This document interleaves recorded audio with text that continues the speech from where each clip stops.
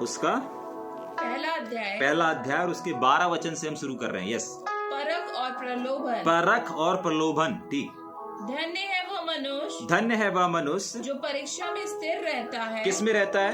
परीक्षा में स्थिर रहता है। अभी कुछ दिन पहले हमने परीक्षा के विषय में बहुत सारी चीजों को, बहुत सारी बातों को देखा था, याद है ना? हमने परीक्षा के विषय में सीखा था कि जब जब एक इंसान के जीवन में परीक्षाएं आती हैं, ठीक है, चैलेंजेस आते हैं, दुख आते हैं, तकलीफ आते हैं, तो वो क्या करते हैं?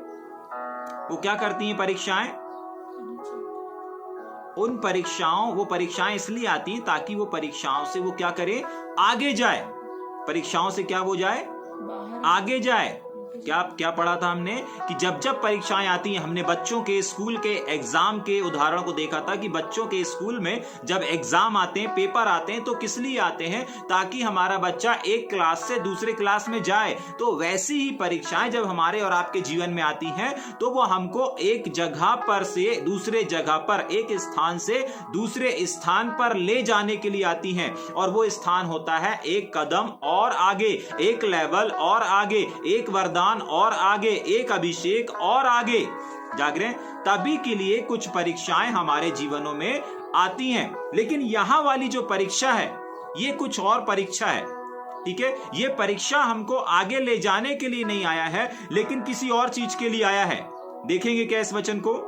आज हम एक अनोखी परीक्षाओं को देखेंगे। ठीक है, तैयार हैं? वापस पढ़ेंगे। धन्य है वह इंसान जो परीक्षा में स्थिर रहता है। जो परीक्षा में क्या करता है? स्थिर रहता है। मतलब ये वो वाली परीक्षा नहीं है जो आपको आगे लेकर के जाए, परंतु ये वो वाली परीक्षा है जिंदगी की जो आपको, क्या लिखा हुआ है? स्थिर। क्या लिखा हुआ है परीक्षा के आगे? स्थिर। मतलब ये वो वाली परीक्षाएं हैं जो आपको आगे नहीं लेकर के जाएगी, लेकिन ये वो परीक्षाएं हैं जिस परीक्षाओं में परमेश्वर आपको आगे नहीं, पीछे नहीं, लेकिन जहां आप हैं वहां पर देखना चाहता है। जाग रहे हैं?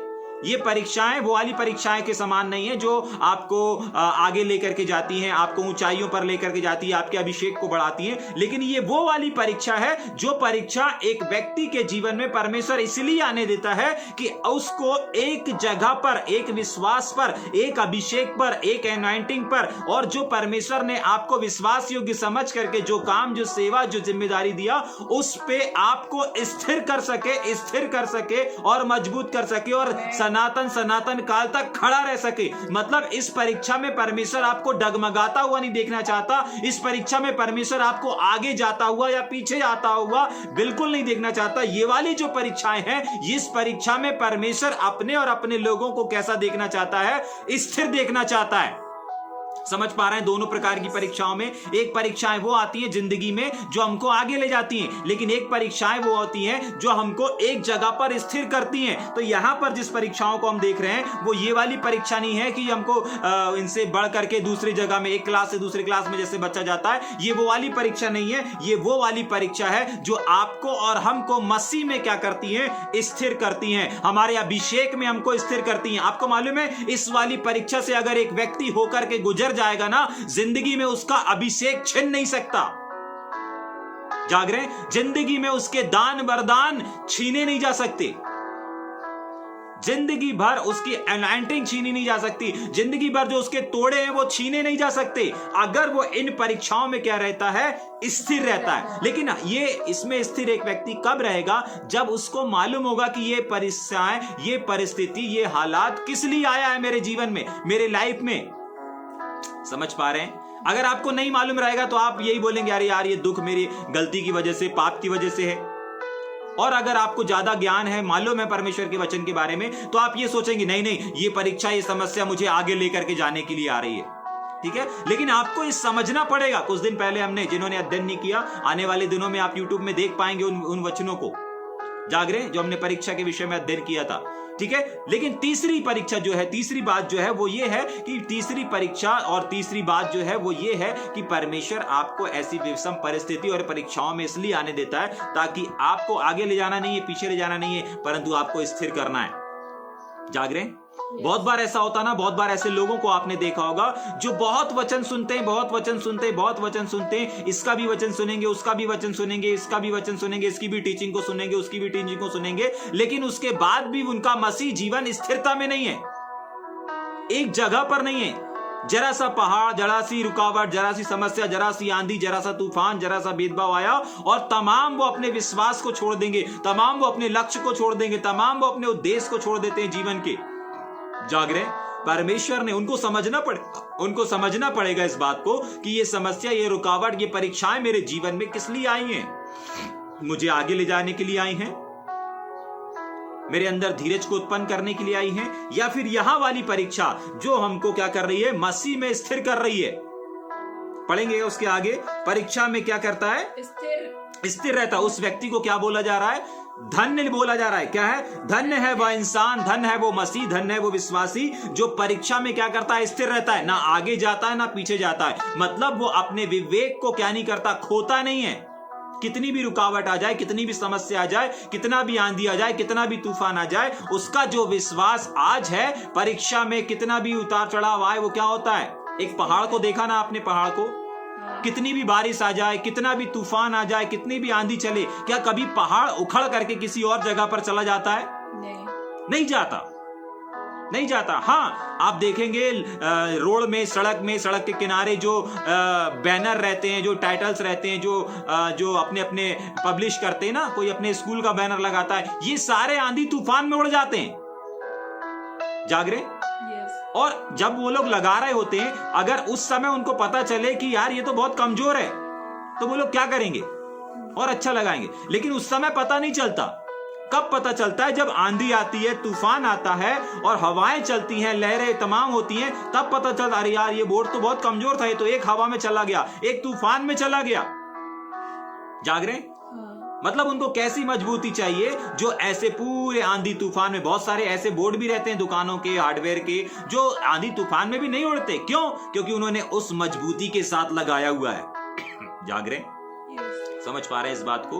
परमेश्वर कुछ ऐसी परीक्षाएं हैं जो आपके और हमारे जीवनों में इसलिए आने देता है, जो आपको आगे नहीं लेकर के जाएगी, परंतु आप जहां हो, जिस क्षेत्र में हो, वहीं पर आपको मजबूत करने के लिए परमेश्वर ने जो विश्वास योग्य समझ करके आपको काम और जिम्मेदारी दी है ना, आप उसके प्रति कितने सक्षम हैं, कितने परिपक्व हैं, कितने मजबूत हैं, इसको चेक करने के लिए, इसको परखने के लिए परमेश्वर कुछ विषम हालातों को आपके सामने, आपके जीवन में लेकर के आता है, ताकि आपको उसमें क्या करे? चेक करे कि आप उसमें स्थिर हैं अथवा नहीं है। अगर आप स्थिर रहेंगे ना, तो आपको पता है क्या होगा? पढ़ेंगे उसके आगे। क्योंकि वह खरा निकल कर जीवन का वह मुकुट पाएगा। अगर एक व्यक्ति अपने इस परीक्षा में स्थिर रहता है, क्या होता है? बहुत बार परीक्षा आती तो हम कुछ डिसीजन को ले लेते हैं। नहीं अब हम ऐसा करेंगे, नहीं अब हम वैसा करेंगे, नहीं अब हम ये काम करेंगे, नहीं हम अब वो काम करेंगे, नहीं अब हम ऐसा करेंगे, नहीं हम वैसा करेंगे। बहुत बार ऐसा होता है। जाग रहे? परिस्थितियां एक व्यक्ति के किस चीज को बदल देती हैं? नेचर को, एक स्वभाव को बदल देती हैं। लेकिन बाइबल, आज सुबह भी हम इस बात को देख रहे थे कि विषम परिस्थितियां हमारे किस चीज को बदल देती हैं? हमारे स्वाद को बदल देती हैं। और आज की सुबह भी परमेश्वर हमें इस बात को बता रहा है कि नहीं, हमें स्थिर रहना है। आपका जो नेचर है, उस नेचर में स्थिर रहना है। आपका जो स्वभाव है, आपको उस स्वभाव में स्थिर रहना है। आपका जो अभिषेक है, आपका जो काम है, आपको उसमें स्थिर रहना है। समझ पा रहे हैं इस बात को? बाइबल बताती है, धन्य है वह मनुष्य, धन्य है वो इंसान जो परीक्षाओं के समय में इधर उधर नहीं घूमता, इधर उधर नहीं ताकता, परंतु उसमें स्थिर रहता है। उसको बाइबल क्या बोलती है? उसको परमेश्वर क्या बोलता है? धन्य इंसान। जाग रहे? अगर आज हम और आप अपने जीवन को देखेंगे, कितनी बार आपके जीवन में परीक्षाएं आया? हाँ भैया हमारे जीवन में परीक्षाएं हैं, हाँ भैया हमारे जीवन में चैलेंजेस हैं, आप बोल सकते हैं, क्योंकि है, हर एक इंसान के जीवन में है। जाग रहे? अभी हमने पढ़ा प्रत्येक व्यक्ति के जीवन में, हर एक के जीवन में। लेकिन आज सोच करके देखें, क्या आप उन परीक्षाओं से होकर के आगे जा रहे हैं? अगर आगे नहीं जा पा रहे हैं तो कहीं ना कहीं आप फेल हो रहे हैं। और दूसरा कारण यह है कि आप उन परीक्षाओं को समझ ही नहीं पा रहे हैं कि ये परीक्षाएं एक्चुअली हमारे जीवन में किस लिए हैं। हमें आगे ले जाने के लिए हैं, हमें पीछे ले जाने के लिए हैं, या फिर हमें मसीह में स्थिर करने के लिए हैं। समझ पा रहे हैं इस बात को? Yes. ये आपको और हमको समझना पड़ेगा, तब जाकर के हम मसीह जीवन में क्या कर पाएंगे, स्थिर रह पाएंगे। अन्यथा हमारा विश्वास डगमगाएगा, हमारा फेस डगमगाता चला जाएगा, हमारा विवेक, हमारा काम, हमारी सेवा सब डगमगाती रहेगी। लेकिन कब नहीं डगमगाएगा, जब हम अच्छी रीति से समझ जाएंगे। तो पहली चीज हमने जो देखी, धन्य वो इंसान है जो परीक्षाओं में आगे नहीं बढ़ता, पीछे नहीं जाता, परंतु स्थिर रहता है। जाग रहे हैं? जो आपका आज विश्वास है, कितने भी हालात आ जाएं, कितने भी विषम परिस्थिति आ जाएं, कल भी आपका वही विश्वास रहेगा। आज आप जिस काम को कर रहे हैं, कल भी आप उस काम को करेंगे। चाहे इस बीच में, इस पूरे एक दिन में कितना भी आंधी तूफान आपके आसपास चले, आप अपने नेचर, आप अपने स्वभाव को नहीं खोएंगे। जब नहीं खोते हैं तो पता चलता है कि नहीं, आप एक स्थिर मसीह हैं, आप एक स्थिर विश्वासी हैं, नहीं आप एक स्थिर सेवक हैं, नहीं आप एक स्थिर पास्टर हैं, नहीं आप एक स्थिर सेवक हैं। जो हालातों को देख करके अपने स्वभाव, अपने नेचर को खो देते हैं ना, वो स्थिर व्यक्ति नहीं कहलाते। क्योंकि एक्चुअली ये सारी चीजें परमेश्वर की, वो परमेश्वर ने कुछ चीजों को अलाउ किया है। अभी अपन ने जो न्यायों की किताब में पढ़ा ना, परमेश्वर परखने के लिए कुछ चीजों को, यहां पर भी लिखा है, हेडिंग ही डली हुई है, परखा और प्रलोभन, परख और प्रलोभन। जाग रहे? मतलब बहुत सारे ऐसे प्रलोभन भी आपके सामने आएंगे जिसके द्वारा आपका परखा जाना होगा। समझ पा रहे हैं इस बात को? तो पहली चीज हमने क्या देखी, अगर आपके जीवन में परीक्षाएं हैं, आपको परीक्षाओं की भी कैटेगरी होती है, आपको समझना पड़ेगा कौन सी परिस्थिति, कौन सी कैटेगरी की है हमारे लाइफ में। तो दूसरी चीज हमने क्या देखी, परीक्षाओं में स्थिर रहना है। ठीक है? और स्थिर रहना कैसे पता चलेगा, जब हम अपने स्वाद को, जब हम अपने नेचर को, जब हम अपने स्वभाव को नहीं खोएंगे, तब पता चलेगा कि हाँ, हम मसीह में स्थिर हैं।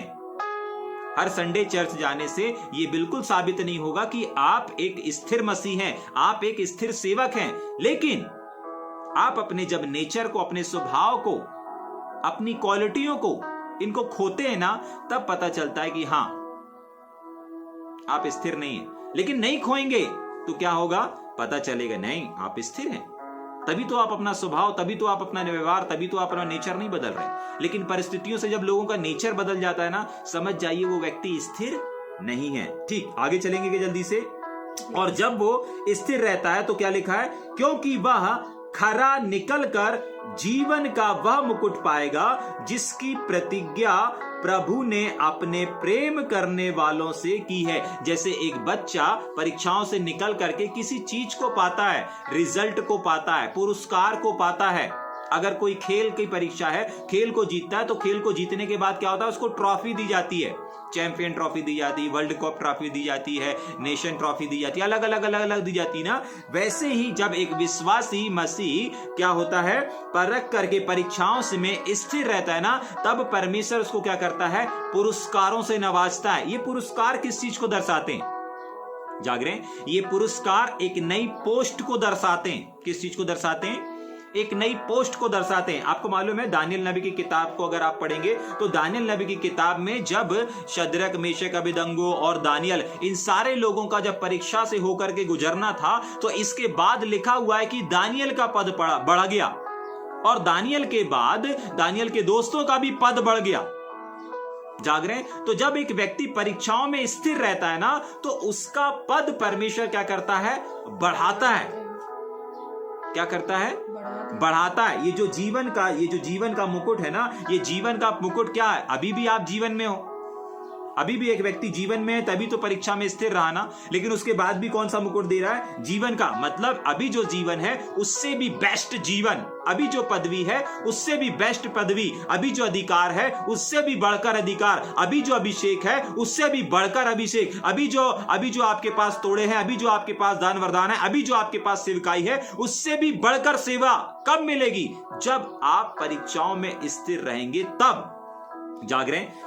ऑलरेडी एक व्यक्ति के पास जीवन है, लेकिन उसके बाद भी परमेश्वर का वचन कह रहा है कि अगर वो परीक्षाओं में स्थिर रहेगा। देखो, मुर्दे लोग स्थिर नहीं रह सकते, मुर्दे लोगों के पास परीक्षाएं नहीं आ सकती। जीवन जिसके पास है उसी की परीक्षा होती है। जाग रहे हैं? तो जीवन व्यक्ति के पास जीवन का मुकुट लेकर के आ रहा है। इसका मतलब जो जीवन आप जी रहे हो उससे भी बेहतर जीवन, जिस अभिषेक को आप कैरी करके चल रहे हो उससे भी बढ़कर अभिषेक आपका वेट कर रहा है, आपका इंतजार कर रहा है। लेकिन वो आपको कब मिलेगा? जब आप इन परीक्षाओं में स्थिर रहेंगे, मजबूत रहेंगे, तब आपको परमेश्वर इससे भी बढ़कर अभिषेक देने जा रहा है, इससे भी बढ़कर अनॉइंटिंग में देने जा रहा है, इससे भी बड़ी कलीसिया देने जा रहा है, इससे भी बड़ी बड़ी जगहों में खड़ा करने जा रहा है। लेकिन इन सारी चीजों के लिए सबसे पहले आपको अपनी जो आपके हालात चल रहे हैं, इन हालातों में अपने नेचर, अपने स्वभाव को बनाए रखना पड़ेगा। समझ में आ रहा है? जब एक व्यक्ति अपने इन तमाम उथल पुथलों में, तमाम जिंदगी के हालातों में स्थिर रहता है ना, तब जाकर के परमेश्वर उसको जो वो जीवन जीता रहता है उससे बेहतर जीवन, जो वो अभिषेक में काम करता रहता है उससे बढ़कर अभिषेक, जिन वरदानों में वो कार्य करता रहता है, जिन वरदानों का वो चलन करता रहता है उसके जीवन में, उन वरदानों से कहीं बढ़कर परमेश्वर उनके जीवन में देना शुरू कर देता है। समझ में आ रहा है या ऊपर से जा रहा है? आज हम चाहते हैं बढ़ोतरी को, आज हम चाहते हैं दुगने अभिषेक को, आज हम चाहते हैं और सामर्थ को, और वरदानों को, और अभिषेक को, और भीड़ को, और ग्लोरी को, और महिमा को, और अनोखे कामों को चाहते हैं। लेकिन उसकी चाहत के पीछे, ठीक है आपकी चाहत है, अच्छी चीज है, लेकिन वो चाहत एक कंडीशन से बंधी हुई है। परमेश्वर कहता है कि नहीं, मैं एक बार में सब कुछ नहीं दे दूंगा। जाग रहे हैं? एक बार में सारी चीजें नहीं दे दूंगा, मैं आपको क्या करूंगा, समय समय पर। परमेश्वर ने कुछ चीजें निर्धारित की हैं। वो जो तोड़े वाला उदाहरण है ना, वो बहुत अच्छा उदाहरण है। जाग रहे हैं? वो राजा जब बाहर जाता है तो देखता है, चेक करता है, अगर आप काम करेंगे, अगर आप स्थिर रहेंगे, आपके तोड़े बढ़ते जाएंगे, आपका अभिषेक बढ़ता जाएगा, ये रुकेगा नहीं। अभी कुछ दिन पहले हमने ध्यान किया था, मसीह जीवन दिन प्रतिदिन बढ़ने का जीवन है, मसीह जीवन दिन प्रतिदिन आगे की ओर जाने का जीवन है। जाग रहे हैं? एक जगह, एक स्तर पर रहने वाला जीवन नहीं है। और आज की सुबह हम एक वचन को देख रहे थे कि परमेश्वर ने हमें एक जगह, एक स्थान के लिए नहीं रखा है, परंतु परमेश्वर ने जो हमें नेचर दिया है, परमेश्वर ने जो हमें स्वभाव दिया है, परमेश्वर ने जो हमें तोड़े दिया है, वो सिर्फ एक स्थान, एक जगह, एक कलीसिया, एक दरबार, एक टीम, एक ग्रुप के लिए नहीं है, परंतु पूरी पृथ्वी भर के लिए है। जाग रहे हैं? तो तैयार हो जाइए, परमेश्वर आने वाले दिनों में आपको एक जगह पर नहीं रखेगा। अगर ये प्रकाशन आपके पास आ रहे हैं तो आपके पास अवसर भी आएंगे पृथ्वी भर में यात्रा करने के, और देश देश जाने के लिए, गांव गांव जाने के लिए, शहर शहर जाने के लिए।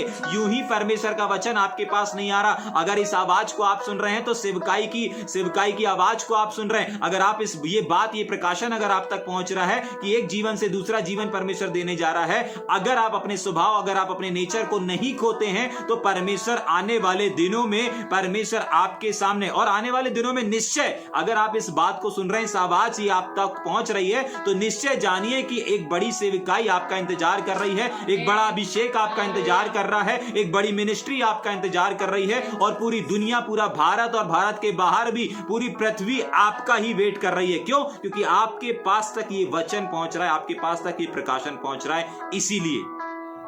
जाग रहे हैं? समझ में आ रहा है? एक और बार पढ़ के फिर हम 13 वचन में जाएंगे जल्दी से। धन्य वह मनुष्य परीक्षा में स्थिर रहता, क्योंकि वह खरा निकल कर जीवन का वह मुकुट पाएगा, जिसकी प्रतिज्ञा प्रभु ने अपने प्रेम करने वालों से की है। हाँ, आखिरी बात देख के आगे जाएंगे। क्या प्रेम करने वाले पता है कौन है? यूहन्ना रचित समाचार में पढ़ लीजिएगा, वहां पर लिखा है, जो मेरी बात को मानते हैं वो मुझसे प्यार करते हैं। मतलब परमेश्वर के चहीते लोग कौन हैं? जो परमेश्वर की बातों को मानते हैं। जाग रहे हैं? आज भी बहुत सारे हम लोग लीडर्स के अंडर में रहते हैं ना, लीडर्सों के बीच में रहते हैं ना, अब बहुत बार लीडर्स हमको कुछ बोलते हैं, है ना, वो परमेश्वर के जन हैं। तो अगर कोई व्यक्ति हमको कुछ करने के लिए बोलता है, या कोई काम को बोलता है ना, किसी चीज को, किसी सूचना को देता है, अगर हम उसके अनुसार करते हैं ना, चर्च में बहुत सारी सूचनाएं होती है ना, बहुत सारी टीचिंग्स होती है ना, तो जितने लोग परमेश्वर के प्रेमी है ना, वो प्रेमी लोग क्या करते हैं? उस बात को मानते हैं, उन आज्ञाओं को मानते हैं। जो आज्ञाओं को, जो बातों को नहीं मानता ना, वो ना उन लीडरों का प्रेमी बन सकता है, ना ही वो परमेश्वर का प्रेमी बन सकता है। जाग रहे हैं? तो बी केयरफुल।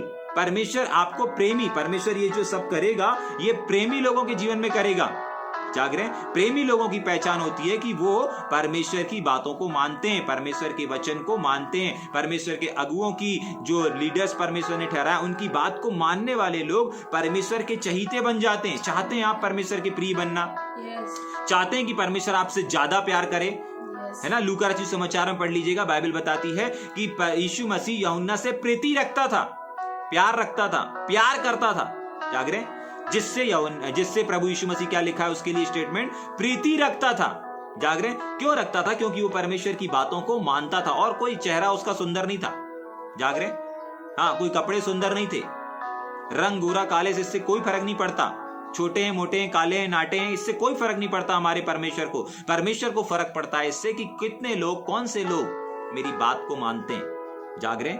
अगर आज आप अपने लीडर्स के फेवरेट बनना चाहते हैं, लीडर के प्रेमी बनना चाहते हैं, परमेश्वर के प्रेमी बनना चाहते हैं, परमेश्वर के, पवित्र आत्मा के, प्रभु यीशु मसीह के प्रेमी खास लोग बनना चाहते हैं, तो आप परमेश्वर की, पवित्र आत्मा की, लीडरों की, अगुओं की बात को मानना शुरू कर दें। परमेश्वर का वचन कहता है कि मेरे प्रेमी वो लोग हैं जो क्या करते हैं, मेरी बात को मानते हैं।